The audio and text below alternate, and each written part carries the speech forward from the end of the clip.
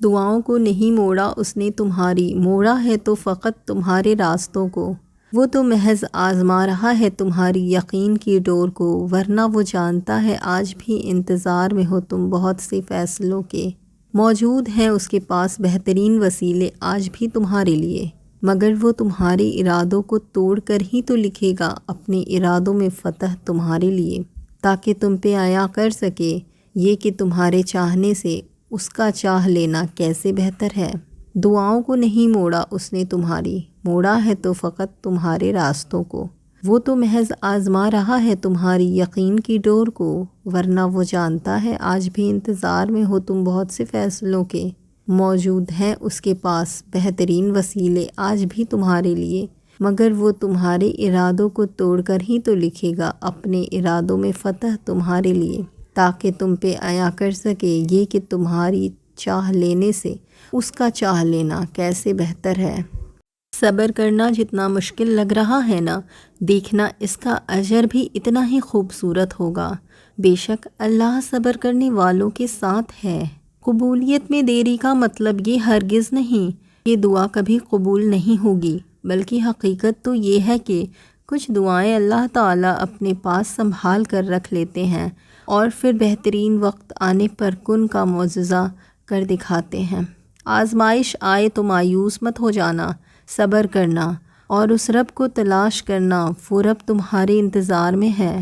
پکار لو اسے، منا لو اسے، یقین کرو وہ تھام لے گا تمہیں۔ تم کب خود سے یاد کرتے ہو رب کو؟ جب دنیا سے ٹھکرا دیے جاتے ہو، پھر کرتے ہو نہ یاد رب کو؟ اگر آپ اپنی خود کی قدر نہیں کرتے تو لوگوں سے بھی امید نہ رکھیں کہ وہ آپ کی قدر کریں گے، لہٰذا اپنی قدر جانیے، اپنی قدر پہچانیے، اپنی قدر کیجیے۔ جب اللہ ساتھ ہونا تو کوئی مشکلات مشکل نہیں لگتی۔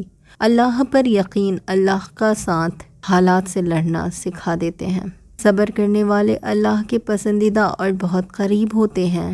صبر کرنے والوں کی پکار کا جواب عرش سے آتا ہے۔ آپ کا کام بس دعا مانگنا اور اللہ پہ یقین رکھنا ہے۔ اب دعا کیسے اور کب قبول ہوگی یہ سوچنا آپ کا کام نہیں۔ جب ساتھ ہو اللہ کا تو کیسی مشکل، کیسا غم، جب یقین ہو اللہ پر تو کیسے شکوے، کیسے سوالات۔ آزمائش آنے پر مایوس ہو جاؤ گے تو اس کے قریب کیسے ہو پاؤ گے؟ جان لو اگر صبر سے کام لوگے تو اس کے پسندیدہ ہو جاؤ گے۔ ایک دن یہ سبھی الجھنیں سلجھ جائیں گی اور پھر تم دیکھو گے اپنے سبھی غموں کو خوشیوں میں بدلتے ہوئے، اور تمہیں جب جب کوئی توڑنا چاہے گا تم اپنے رب کو سب سے قریب پاؤ گی۔ تم نا امید ہو کر بیٹھے ہو کہ اب کچھ نہیں ہو سکتا، وہ ذات تو تمہارے لیے خوشیوں کا انتظام کر کے بیٹھی ہے۔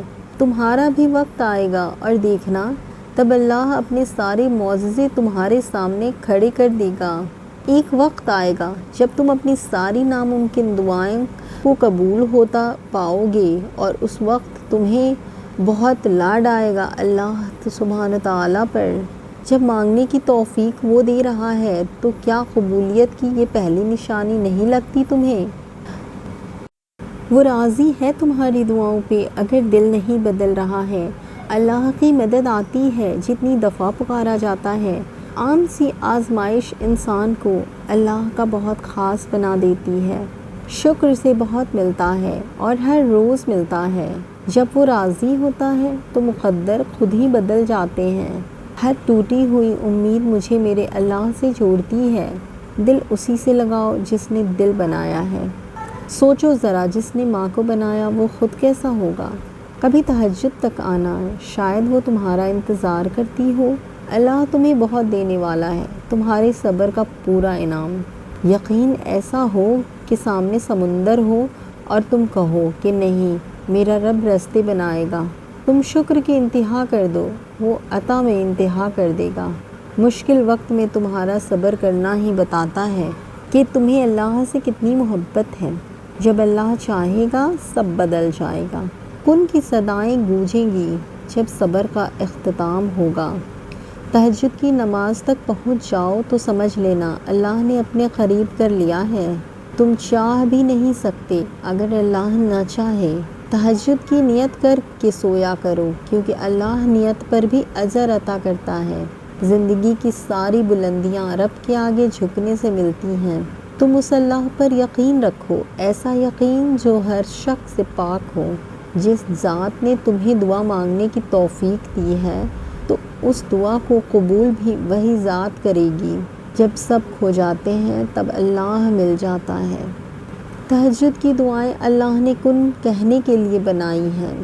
صبر کا دامن نہیں چھوڑنا، وقت بدلے گا، حالات بدلیں گے، دعائیں قبول ہوں گی۔ دل کا بار بار ایک ہی دعا کے لیے اللہ کے سامنے رونا اتفاق نہیں ہوتا۔ اگر دل نہیں بدل رہا تو ممکن ہے اللہ تمہارا نصیب بدلنے کے لیے مان گیا ہو۔ تہجد کا سجدہ کن فیکون تک لے کر جاتا ہے۔ یہ جو مایوسی ہے آج ہے، کل کہانی مکمل ہوگی۔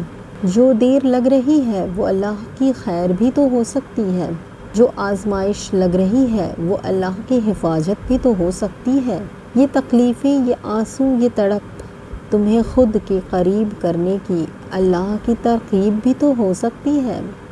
دنیا کے سبھی معجزے اللہ کو سجدہ کرتے ہیں، پھر تمہارا اس پر بھروسہ نہ کرنا مایوسی نہیں تو اور کیا ہے؟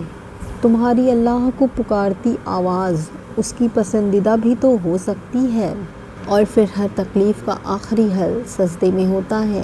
جن دعاؤں کو اللہ دل کے قریب رکھتا ہے انہیں نصیب کا حصہ بننے سے کوئی نہیں روک سکتا۔ دعاؤں کے معاملات میں دل کا کہا ہی اللہ کا کہا ہوتا ہے۔ صرف اپنی چاہت کا مل جانا معجزہ نہیں، بلکہ اللہ کی رضا میں راضی ہو جانا بھی معجزہ ہے۔